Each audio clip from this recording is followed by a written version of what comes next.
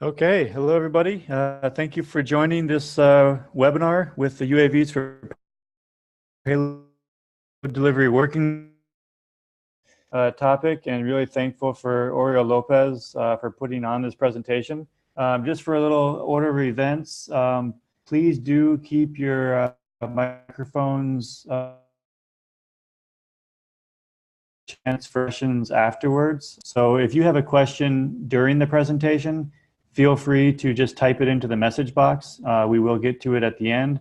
Otherwise, we'll just open it up for audio discussion and questions as well afterwards. So yeah, thank you, Oriol, for leading this webinar. I'd like to just hand it over to you, and you can take it from here. Thank you. Can you hear me well? Yeah, sounds great. Good. So good morning, good afternoon, depending where you are. My name is Oriol. I'm gonna present a bit an overview of cargo UAVs on last mile deliveries. I'm gonna follow up a bit my story where it starts basically in MSF, and then I will move to Wheel Robotics trials in Peru and Dominican Republic. Then I will speak a bit about Rigitech, which is the company that we started 3 months ago. And I will finish with a bit of an overview of the Lake Victoria Challenge trials that happened last week.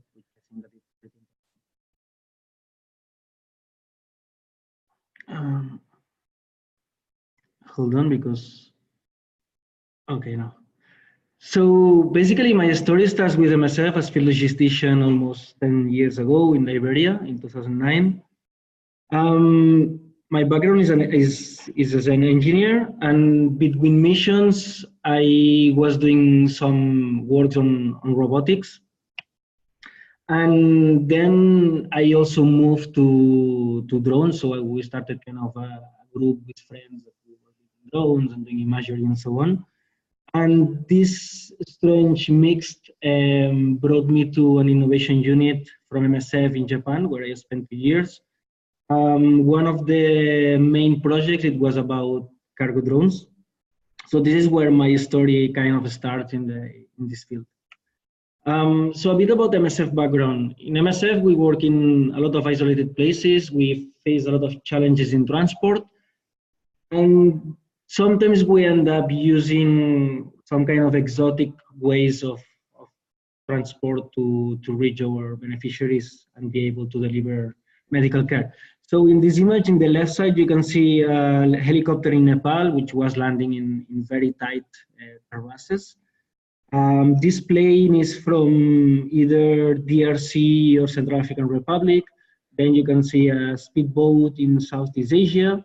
And in the right image, you can see a Land Cruiser that has been modified with a Caterpillar that was during rainy season in South Sudan. So in many cases, we end up using this complex means of transport. And this is where we start thinking, like, could we use drones to send medicines or to collect samples? And a very good example is Papua New Guinea, where we have a project with the Ministry of Health, which is about tuberculosis. Tuberculosis is a long-term disease.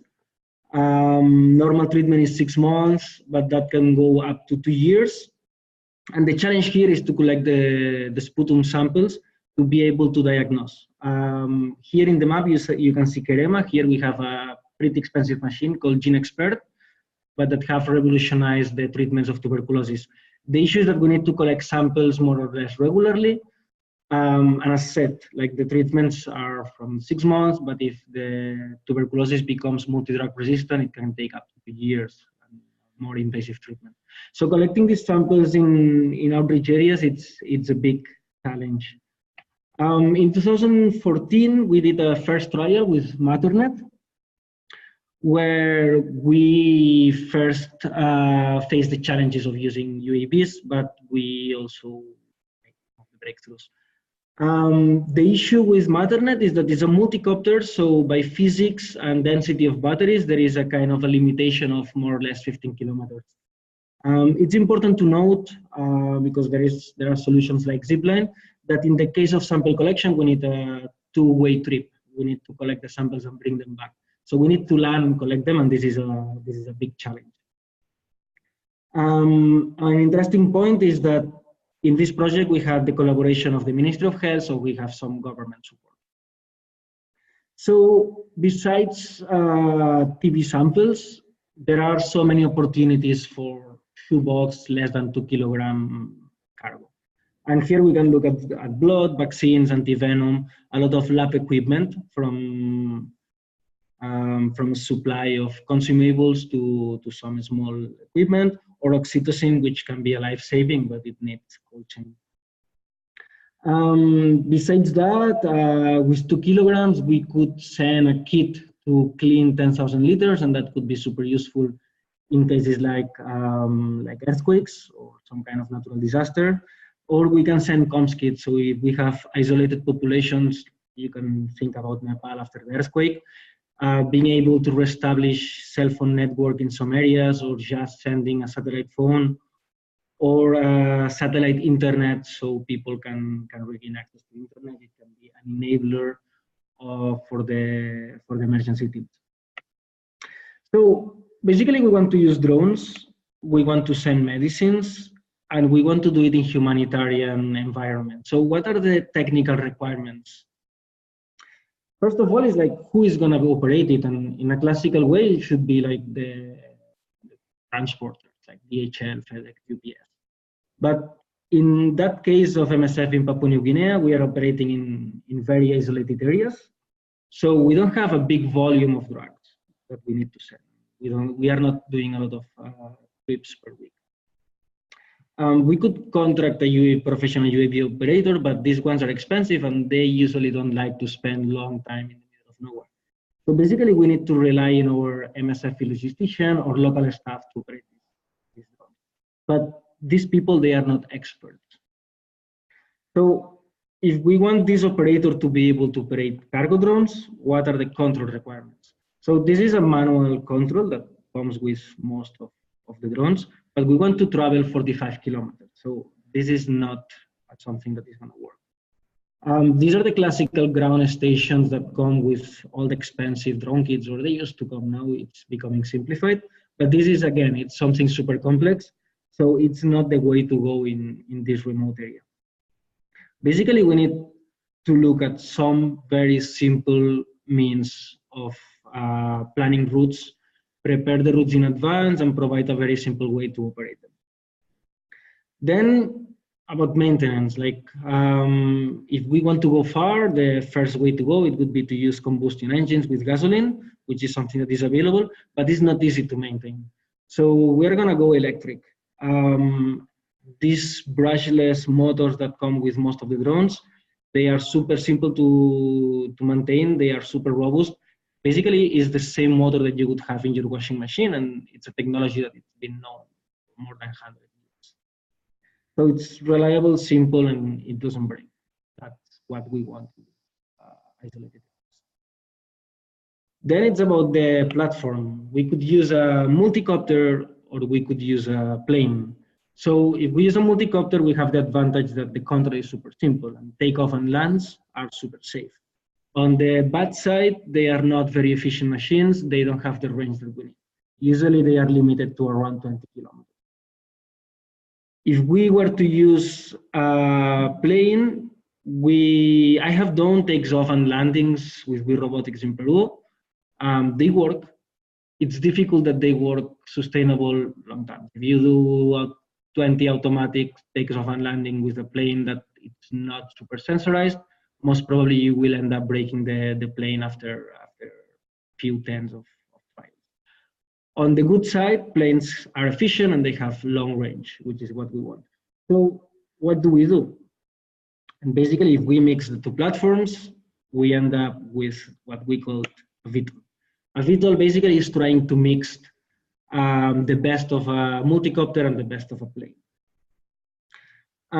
If we go back to aviation in the beginning of the 20th century, we see that humanity didn't exactly know what an airplane would look like. And there were still Zeppelins, there were triplanes, there is this beast in the middle that it's an Italian plane that it barely take off. Basically at that age, we didn't know how a plane would look like. And if we look at the UAV VTOLs actually, we are not very sure of which configuration or platform is going to succeed. There are tail rotors, there are tail seaters, there are so many configurations. So an important point is about reliability. Here we show two planes. On one side, we have the Concorde, which was an amazing plane. It was fast, it could fly at high altitude, it could be super fashion. The issue was that it was very expensive to operate and very complicated to maintain, and it had a bad accident. Basically, today we lost the capacity to have 3-hour trip between Europe and United States. On the other side, there is the Douglas DC-3. It's almost 100-year-old plane. It was the first plane that made money transporting passengers. And today it's still in use, and a lot of people who are using them, they say that the only replacement for a DC-3 is another DC-3. So when we are looking at models, the DC-3 is what we are looking for. And a similar example, the Space Shuttle, the most complex machine ever built. It ended up killing 14 astronauts in 2 of the missions. It went out of service, and today American astronauts are riding to space through Soyuz. The Soyuz rocket is the same or very similar. It's a derivative of the rocket that used Sputnik in the middle of the 50s. And the spaceship, it's from the mid-60s. It's not the most fashion technology. It's a bit ugly, but it's reliable and transport astronauts every 3 months to the space station. There was an accident a few weeks ago, but the crews are safe, which is the big important. I would put a Kalashnikov, but it's probably not very humanitarian, but it would show also a technology that is simple, reliable, and sustainable. Here's some examples about technologies or basically drones that have succeeded in doing some deliveries in the real world. So we have the DHL parcel copter, which did some deliveries in the mountains in Germany. Then we have the Vayu in Madagascar. We have Zipline in Rwanda. I think that's probably one of the that they have thousands of successful deliveries. In the middle of the bottom, we have We Robotics testing low-cost UAVs, which was a very interesting test. And on the bottom right, we have Matternet with their second version in Malawi. So here is a short video. I hope that you can see it well. That's Vayu in Madagascar. That's, I think, almost 2 years ago. This is a quad plane configuration where basically there are no moving rotor parts. So you have some moving surfaces in the wings, but all the multi-rotor parts are fixed.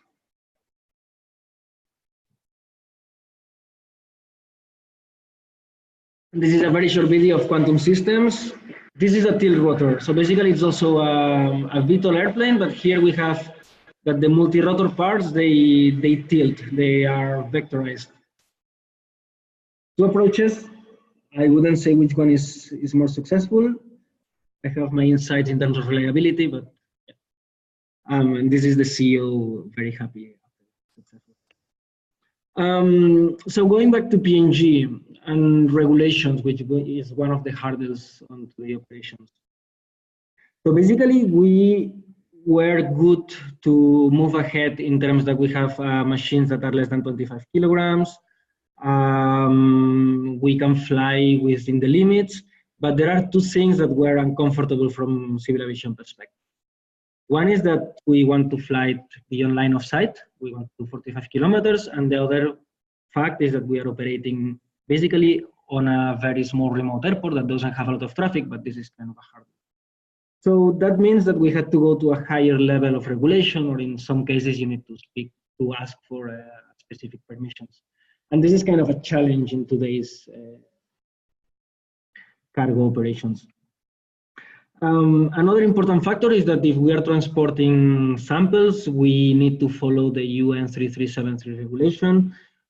That's for most, like 80–90% of the samples. There is a higher level, but I don't think that in the early stage of cargo drones we should go with Ebola samples. Very highly contagious.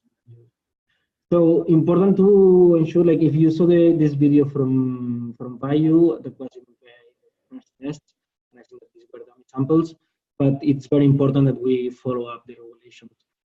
On top of that, with MSF, the idea that was that for the first trials, we use dummy samples. Important that we need to follow the regulations for hazardous substances. Here a bit of an overview of the flight plans that we have. You can see the airstrip from where we want to take off. We have the advantage of taking off and landing vertically that allow us to operate in small areas. Here, luckily, the hospital is very near to an airfield. Luckily or unluckily, from a regulation perspective, it's complicated, but it makes safe operations easier. So a bit of summary. First test was done with Maternity 2014, a lot of repercussion. When we go back to PNG to do operations, I would like to go there with a sustainable model, something that go beyond a few weeks of trial, and at least we could stay there for 6 to 9 months and demonstrate a bit more. The fact that civil aviation have regulations, that was a big advantage. So we can speak with people that have what we can do, what we cannot do, and we can fit our operations in a framework. The fact that we are going with the government, the Ministry of Health, and there is local interest, that's a very important factor. We have been conducting sensibilization campaigns, explaining to the community what we want to do, and that's an important part. Now I'm gonna jump to We Robotics. MSF is a medical organization. It's a bit difficult to justify the donors that we want to test early stage technologies. We Robotics is an organization that it's kind of pushing the envelope of robotics and drones in humanitarian settings. We had the opportunity to go to Peru to test a model where we were looking at low-cost drones. We found that everything in the market was a bit expensive to make sustainable operations in humanitarian market. So we wanted to test a more sustainable model. So basically, we were operating in the Amazonas. You see this river, and this river is the only way to move between these locations besides moving by air. If you want to go by ground, you basically machete and you need to open your way through the jungle. So populations spend a lot of time, and it's very expensive to transport cargo. And from a medical perspective, there is a big need to be able to connect these locations in a fast way, to be able to resupply, send samples, blood unit, and whatever medical needs are there. So here you can see the drone that one of the drones that we prepared and we tested, and we are loading the UN3373 biological samples. Here, a bit of the community work that we were doing. Interestingly, that was a tweet where we were showing the community work, but this guy on the right side that is in blue, it was the community leader, and he was not very happy that we wanted to operate. Community work is super important. In that particular town, we couldn't operate, but luckily in another community, we were accepted to operate. This is Mission Planner. That was one of the first ground stations that we were using, and this is just to show a bit from a controller perspective how it looked like. Basically, you have a route, you can see the horizon from the plane, and you have some statistics of how the plane is performing. This is to show what an automatic landing it looks like. This is information that gets stored in the aircraft, and it's also sent via telemetry by radio to the computer, so we can monitor and know how the plane performs. Basically, here we end up landing a bit far, so I had to take over manually, and then we did a manual landing in the end. That's the orange part of it. And in Peru, we also tested a very early stage low-cost version of a VTOL, and this is the first test of a transition. I hope that you can see the videos in a correct way. After this point, the drone lost some altitude, but we could save it thanks to the vertical models. That's basically everything for Peru. It was a very interesting test. We managed to make a flight with a gasoline aircraft up to 130 kilometers. We use electrical aircraft up to 50 kilometers, a lot of lessons learned. And a bit 3 months later, we went to Dominican Republic. And here the focus was more on VTOLs. We wanted to take off and land from roofs of the hospitals. And we were testing two platforms. One is the Delta Quad and the other one is the DJI M600. The Delta Quad is a very interesting platform, basically because it was the first off-the-shelf, more or less low-cost VTOL. It can carry 1 kilo of cargo up to 100 kilometers. We were very early adopters. That was a bit painful, but now this platform is pretty stable and they have improved the software and the hardware. So it's a more or less reliable platform at more or less low price. Here are some pictures where we were preparing it. In both cases, in Peru and Dominican Republic, We Robotics partner with local companies. That's a very important fact.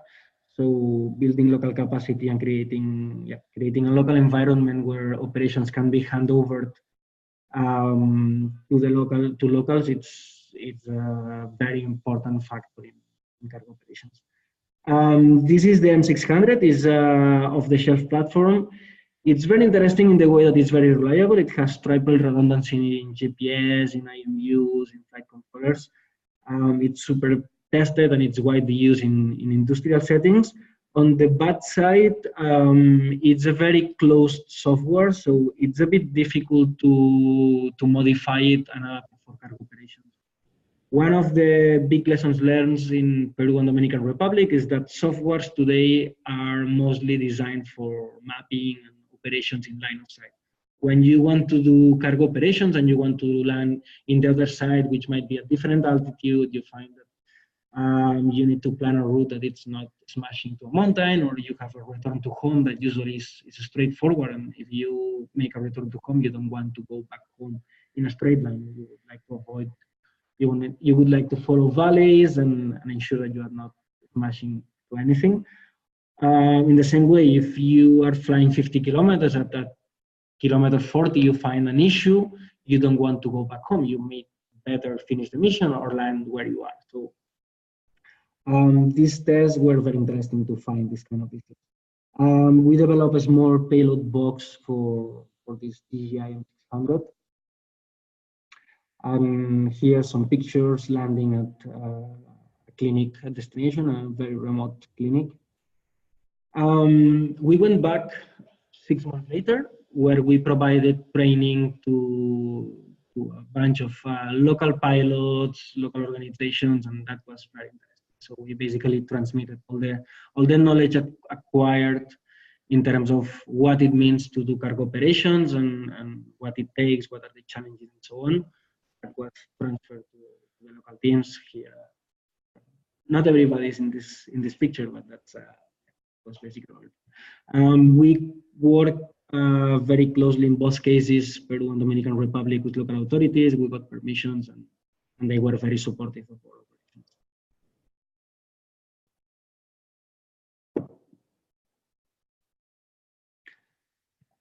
So at that point was a bit like, okay, what's next? On We Robotics side, there was a bit of frustration on reliability of some of the platforms. So basically, We Robotics is kind of looking at finding platforms that are super reliable and safe. I'm not working anymore with We Robotics, but as far as I know, they are continuing looking at cargo operations, but yeah, focus on reliability and proven hardware. On MSF, after 3 years of a bit of frustration, I think that the way to go is kind of divide and conquer. In the beginning, we were looking at one machine to cover all operations, some kind of super polyvalent machine. I think that it's better to divide it and use some kind of a very small machine for these very remote areas where we need non-drone expert operators and to outsource the deliveries to external companies when it's about in places where we have enough volume to justify to have external operators. At some point, through a bit of these lessons learned with some colleagues, we decided to start a company, which is really. So I'm gonna continue the presentation with MSF and remote sample collection for small deliveries. So basically at MSF, we were looking at the Holy Grail, solution that could solve everything. That could be kind of automatic use, long range. It could carry at least 2 kilograms because that could like samples, but could send like meaningful cargo in other project. It could do two-way deliveries. It could be operated by non-professional pilot, like the same way as an EV or a DJI. You can put it in hands, and few hours you have pilots who can operate it. It could be simple to maintain, safe and reliable. For civil aviation would not put much opposition, and there would be an acceptance. We found that the reality was hard. So basically, VTOLs was at that time a very new technology. They were expensive. We ended up finding that for less than $45,000, it was difficult to find something that could carry kilograms. Cheap versions like Delta Quad at that time were not reliable. That has changed a lot. And then 2 kilogram payloads, it means that the machine is going to weigh 10 to 25 kilograms. And this is a machine that if something goes bad, it's a dangerous machine. So non-professional pilots operating these machines is a bit of a pipe dream.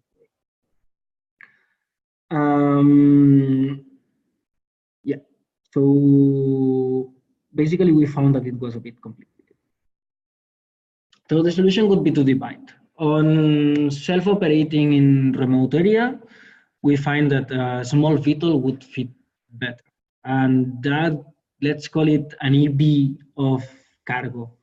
We are looking at a machine that in total it weighs less than 3 kilos. It could do maybe around 60 kilometers and could carry up to half kilos.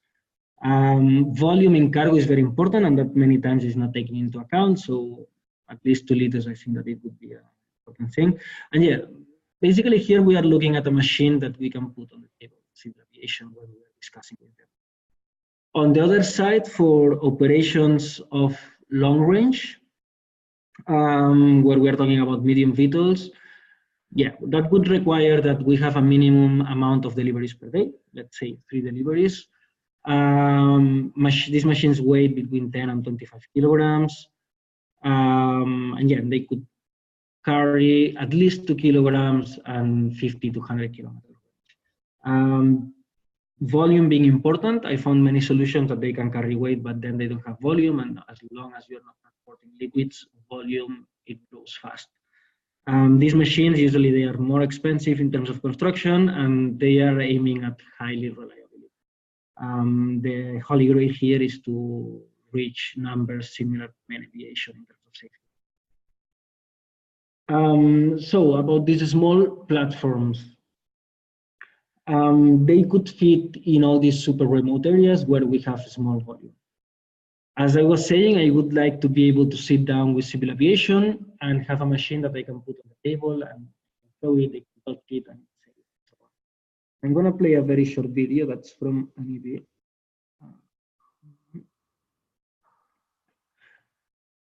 So this was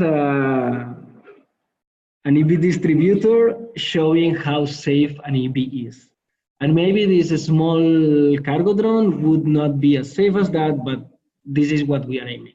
Here is, we are looking at a machine that is super safe to operate.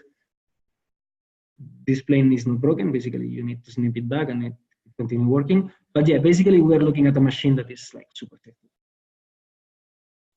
On the other side, on the size of mid-sized drones, can we do better? And this is where I started thinking, like, could we start technological companies that can supply drones that can fit the Italian market and other markets? So this is where we decided to start Rigitech, more or less with these initial specs. And now I'm going to present a bit about Rigitech, our business case, and where we are. So these are some images of last week in Lake Victoria Challenge. This is our last version of the aircraft. Interestingly, it's focused for cargo. It's a plane that is not designed for imagery or other things.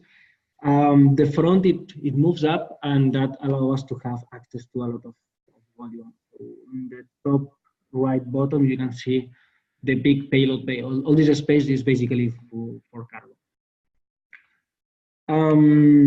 So the issue, and it's quite known, is rural communities are difficult to reach, but there are big populations living there. And from a human perspective, all these communities that end up moving from rural communities to big cities in order to have access to business, we believe that if we allow them to do two-way logistics, if they can send their artisanal products, expensive fishing stuff that you can only get in remote areas to the cities, we could enable business without them having to move to big cities and reduce a bit this massification of cities. So we have a drone designed for use in rural communities. We are not directly looking at selling the drone. We can sell the drone, but we are looking at a sustainable model where the cost per kilometer is 50 cents. And for us, reverse drone logistics is very important. We are looking at full supply chain introduction. So it's not only about the drone, but all the integration with software and with existing logistic systems in the country. The drone that we are actually using is highly part 3D printed. That doesn't have to be the future in all the markets, but in the humanitarian market, if there is a need of local manufacturing, that's an option that our company offers. Of course, fully autonomous and ruggedized and durable for the challenging environment. That's a bit our business model, where we want to be in the next 3 years. A bit in terms of market size, like the packaging market. Last year, I had the opportunity to speak with someone from Amazon working in the Prime project. Amazon says that 80% of the packages fit in a shoebox and weigh less than 2 kilograms. And that was one of the bases of sizing the warfare. On top of that, we want a drone that is not super dangerous and super complex to operate in the first stage. So finding a balance between usability and something that is realistic with today's regulations in remote areas, we think that that's what we should do. Looking a bit at the competition, I'm sure that all of you know Zipline. They raised a lot of money, and they are the biggest ones in the market. Matternet have been there for many years, focusing on multicopters like Flirty. And interestingly, if you look a bit about the JD, there is a very interesting article from New Yorker about JD operations in rural China. They are doing a lot of deliveries with JD is the Amazon of China, and they are doing a lot of deliveries with different models of their own. There is not a lot of information, but the numbers are pretty astonishing, and that's real operations in China. It's enabling a lot of business. A bit of our markets. If I learned something in Japan working for 2 years in innovation in humanitarian environment, is that the business that focus only in humanitarian, usually they are not sustainable. Business that are supported either in the developed world or in the development countries, and they are sustainable there, then they can provide very good support to humanitarian market. So we are aiming for a sustainable business in packaging. We want to support transporter companies to integrate drones into their actual fleet of vehicles. And as a humanitarian person, I think that that's the best way to be able in the future to provide support to humanitarian. That doesn't mean that we cannot work in humanitarian.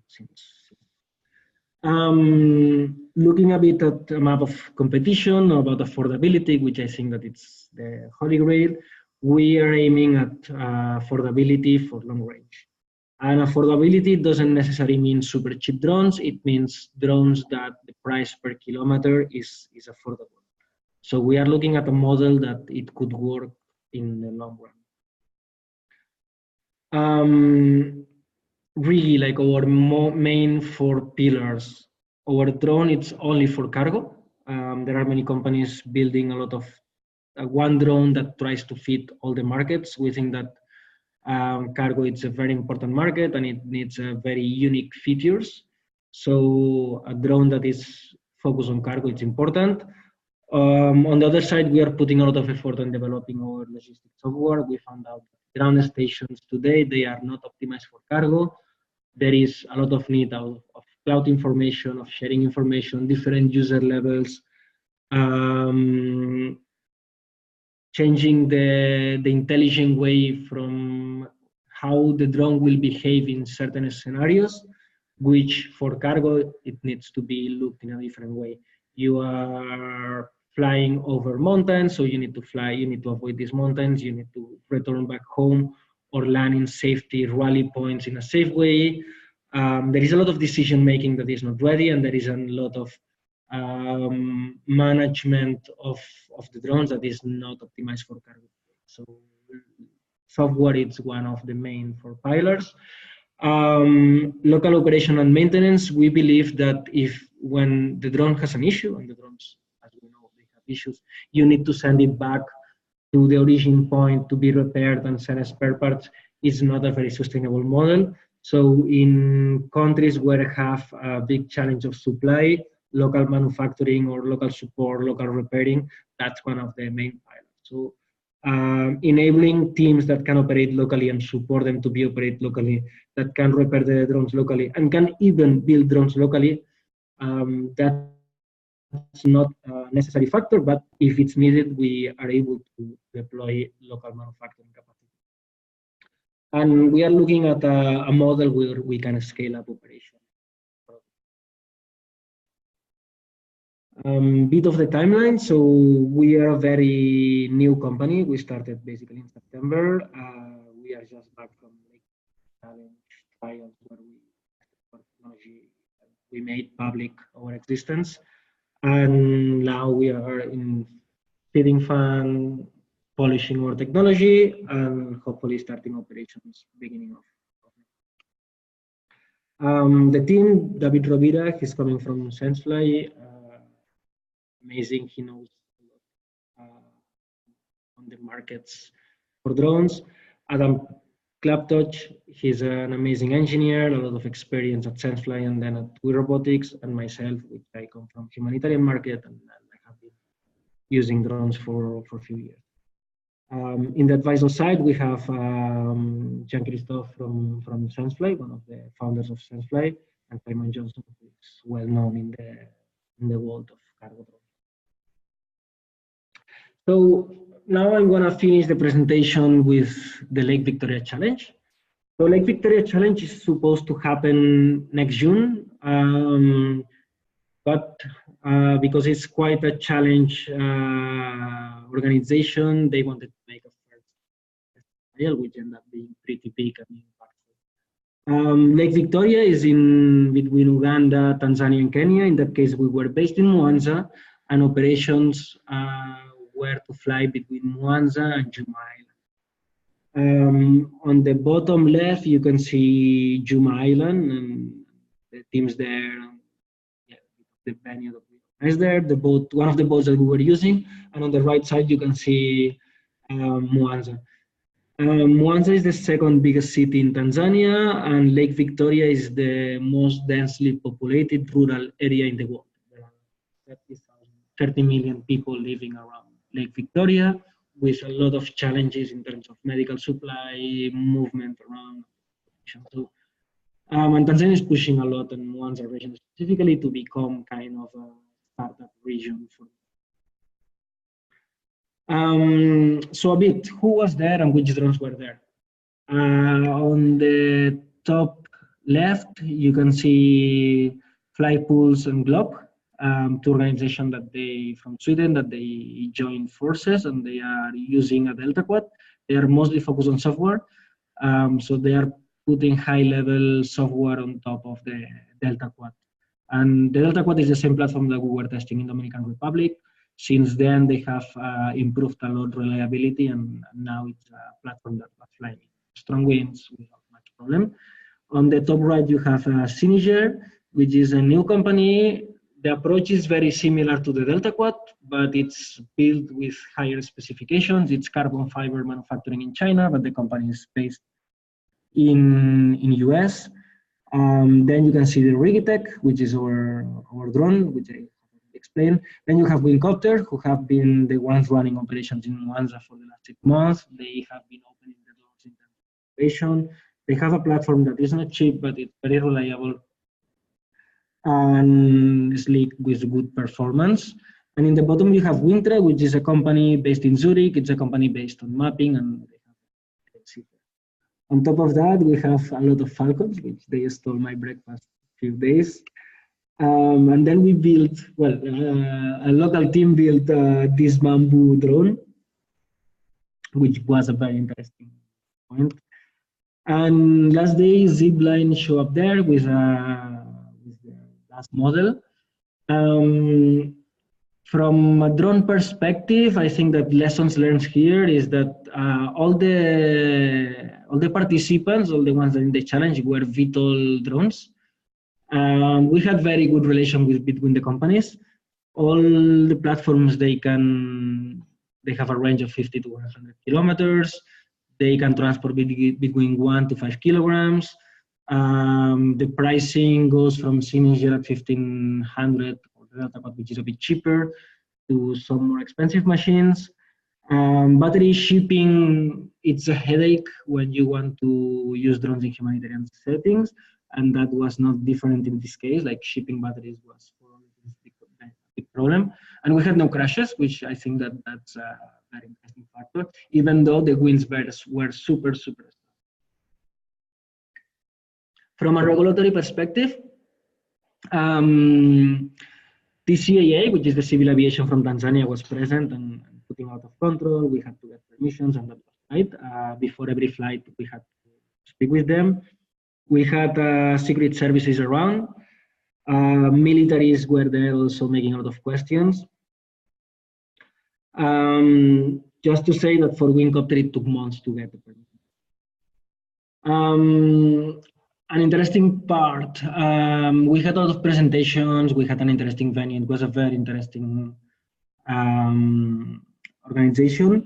Basically, we had government representatives from few countries, maybe I forgot some, but from Tanzania, we had the government, we had medical supply delivery, we had the post office, both are interested in cargo operations.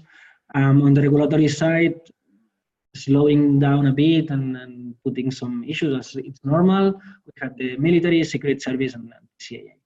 Malawi, they made a very interesting presentation about the drone corridor that they have there. We had authorities from Rwanda presenting a bit the Zipline case. We had some authorities from Congo, and we had the ambassador from Switzerland also like supporting the event. From an organization perspective, I'm sorry if I forgot anyone, but basically we had World Bank, we had UNICEF, with presenting a bit the case with Village Reach and the recent Vanuatu project. We had PASS for the project in Senegal. We had Jon Snow Inc., who released a white paper last year. We had Novartis hearing what are the opportunities for medical cargo, and then we have ICAO. Then we had IATA, I need to cross-check if they were there or not, remember, and MSF represented by me as an official way of working. Another very interesting part is that there was, I would say that the first real test with UTM in Africa, and I'm sorry if I'm wrong with information, there were few software companies, Uniflyer, Map, and Exponent representing the software UTM side, where you can register pilots, you have the non-flight zone, share flight data with authorities, you can get validated routes and so on. In a very interesting side, there was Involi. Involi is providing hardware, small antennas that they usually attach near the cell phone towers. Basically, it allows in a more or less affordable way to monitor drones. So basically, we put ADS-B sensors to the drones. ADS-B is what usually men aircraft carry inside the airplane to be able to broadcast their position. So there was only finally one flight due to permissions to Juma Island, but this flight was fully monitored by the control tower that basically we're taking off 600 meters from the airport, and the airport, it has like 4 or 5 big aircraft landings per day. So being able to monitor and share this information, it was a very interesting part of the challenge and how the future could look like. So having all this UTM infrastructure was very interesting. And that's all from my presentation. I hope you like it, and we can open the round for questions. Thank you very much. Great, thank you so much, Oriol. That was really great, and very interesting to just kind of see the progression that you've made personally, but professionally, but then also kind of your perspectives. Yeah, let's open up for questions. If any of you guys have questions, please first state your name and who you work with, just so we know who you are. And we'll take questions for the next 15 minutes.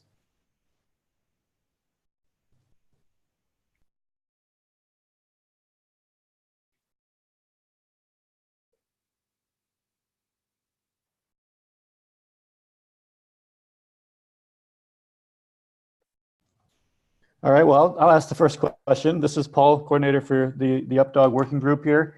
Oriol, I was just wondering from your perspective, in terms of scaling up from a UAV service provider perspective, how do you think it's best to go about that in terms of, would you train a local workforce to actually operate the service once it's operational? Would you outsource certain aspects? Like, what do you think right now is kind of the ideal I guess, business model for a UAV service provider? Sure, that's a very good question. We have been discussing a lot that internally. I think that the best model, like in our case, we are a technological provider. So basically, we want to provide technology. We want to support the deployment and train operators and provide the software that it's required to operate in a safe way. But I think that the best way to go is to have a local team. So getting local pilots, certifying them, that's how I think that the models will be sustainable. I have seen a lot of these trials happening now where a bunch of people from Europe or US is sent to a country and they deploy the systems and they operate it and then they go back home with their equipment. I would like to see more local technology based. Like I think that the example of We Robotics, where they are pushing for flying labs, or like when we went to Peru, we were working with a flying lab that basically it's in partner with a local company, which is UAV del Peru. They have their own bunch of pilots, so it's people that is used to operate drones.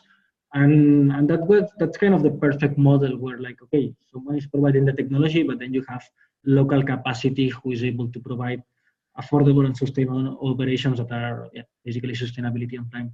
So I would push fully for a local capacity model. That said, if there is a need for 1.5 months of trials and for a very specific case and there are no local pilots, I found kind of that case in Papua New Guinea where now I'm finding some pilots, but in that case, it's possible that you send a small team to operate, show up the technology and so on, until then you create enough buy-in from local companies or the local government to create this local capacity.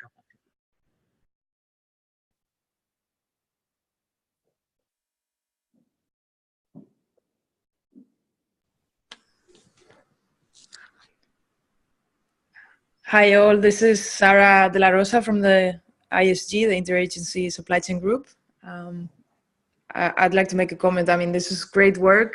Thanks, Oriol, for presenting, and it's super exciting to see that, well, your perspective and what you're building. I completely agree with your last comment, so that was one of the questions I wanted to raise. And the second question related to that is, how are you building in this transfer of capacity within the cost structure? And what do you have an indication based on the experience that you've had already with We Robotics, how long it might take to create this local capacity in countries? Okay, I would say that, it's a complicated question. I would say that it depends on where you start.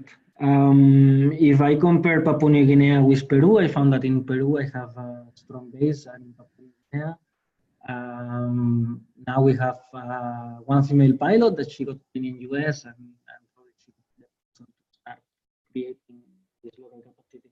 If in a place like Peru, ideally it should take 1 week to 1 month to provide training. We had this first experience with We Robotics in Dominican Republic, and I think that it was like 1 week and a half. That was pretty successful. With technology that is pretty ready to use and a software that it's designed for cargo should take 1 week. In these early stages where you need to provide more support, demonstrations to local civil aviation and so on, in the next maybe year, 2 years, it might take a bit more, like 3 weeks to 1 month. In places like Papua New Guinea, it would require more budget. It's a matter either to use manned pilots for using drones or to find people who wants to become local pilots. Maybe you can organize a training, so you can send someone maybe from Australia, Philippines, or New Zealand to provide a training locally there, or you can send the pilot outside. And then create some kind of flying labs or local capacity organization. Ideally, if there is support from a big organization or the government to provide a place, create some kind of drone port, training center, and so on. In countries that have no infrastructure, it probably would.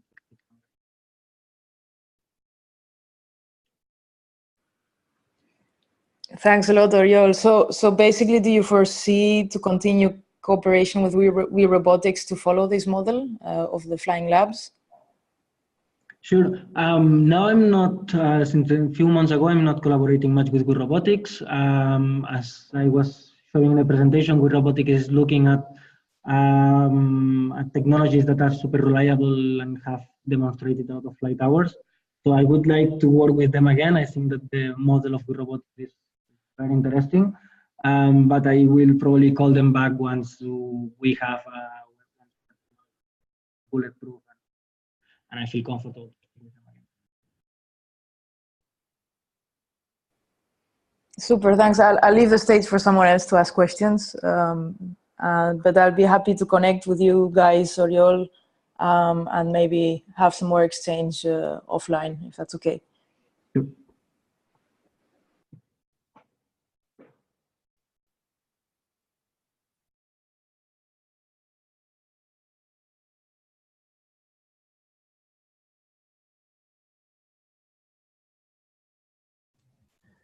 This is Paul again, since everyone else is so quiet. But no, I was wondering, when you mentioned price per kilometer and just kind of thinking about affordability, I thought it was interesting that you said if you only focus on humanitarian space, it's probably not a sustainable business model.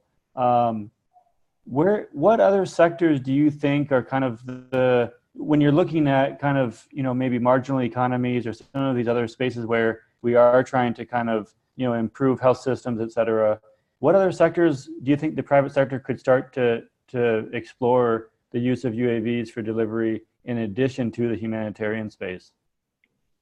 Sure. Well, on the humanitarian space, I think that there is a way to become sustainable, and I think that there is a way, like especially if you can involve the post office. In many cases, it's about medical. If you are only doing medical deliveries, you don't have a lot of volume, so it ends up being more expensive. If you can integrate the drone delivery service in the post office, and then you do packaging, which happens sometimes to be medical, I think that then you end up with a more sustainable model. I think that even in development countries, of course, drones may be not the solution for everyone in early stage, but I think that governments, some companies, big organizations could use the services a lot. And basically, you want the drones to be flying a lot. If they fly a lot, then the price per kilometer drops down. So I would say that this is the way to go. I absolutely think that there is a business case for humanitarian places. In other countries, I can say that in China, JD is operating and they are providing a lot of deliveries. And I think that there is a lot of, you could see all the countries where you have a lot of people in rural areas, and that could work for United States, like being able to send packages to all these farms that are isolated in Argentina, where you have these big farms extensions. You could think about business to business in minery places. You have all these island nations or countries that have a lot of islands, like in the Ring of Fire. You have all these countries that could be very interested in having this kind of services. Southeast Asia, you could think about Kazakhstan, even like Norway have like beautiful, it's amazing, beautiful coastline, but it's super challenging in terms of movement. So if you could be jumping from fjord to fjord with packaging, and then they have a lot of isolated locations.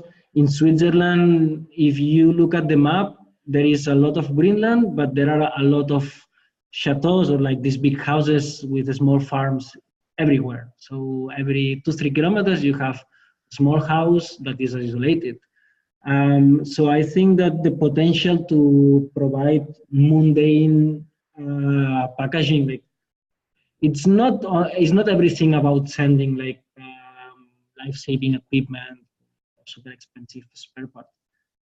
If I have my Halloween dress, or I have my shoes that I want to receive, or I have a gift that I want to give to someone, and I'm in an isolated area, why shouldn't I be able? Like, what is important, what it matters, what I would be paying to ship, it's what the client decides. So I think that the potential is there. It's a matter of getting used to the technology, seeing it happening, so regulators start opening a bit the door, and then populations asking to have these services. Once people wants to have these services, then it's gonna be. I think that in shorter than we think, this is gonna be a running business that is gonna be happening in all different areas. I'm a bit. I think it's gonna be more complicated to go in dense urban areas, but in rural areas, I'm sure that it's gonna be a viable business. Not far in the future.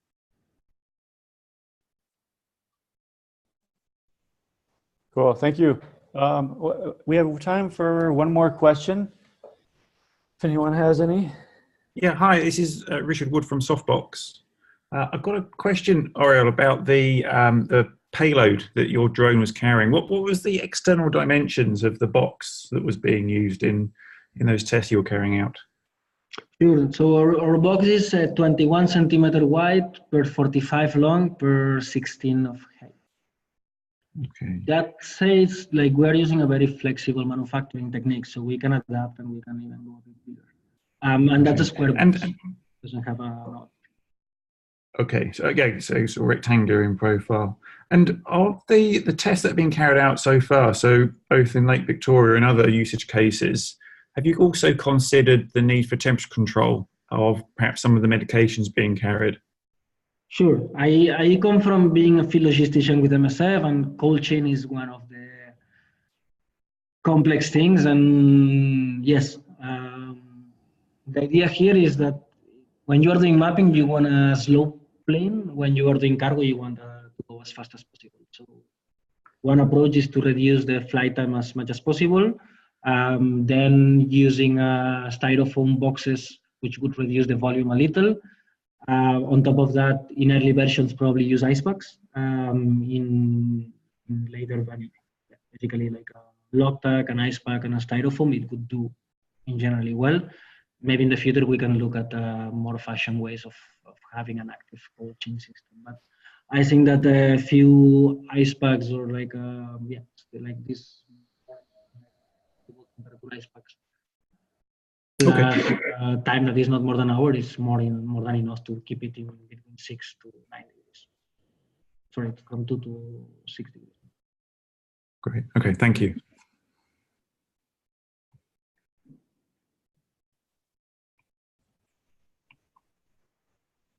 All right, well, thank you guys, everyone, for joining, and thank you, Oriol, so much for the presentation.